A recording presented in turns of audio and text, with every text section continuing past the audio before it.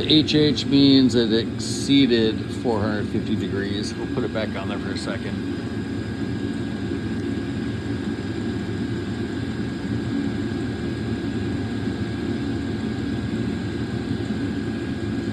Well exceeded. And we'll go back down here. Just push that probe into that. Let's see what that says. It's dropping so fast. Do that.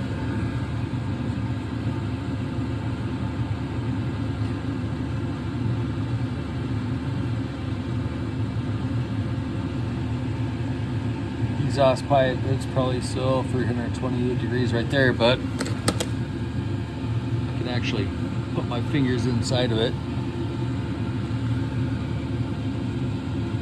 And it feels like it's about 70 to 75 degrees between my fingers and that pipe. So it's totally cool in the pipe surrounding before it goes out through the door. But you definitely don't want to touch the pipe. Yep. Exhaust is going into a pipe that goes into through another pipe and out the door for the exhaust. So very, very cool to the touch.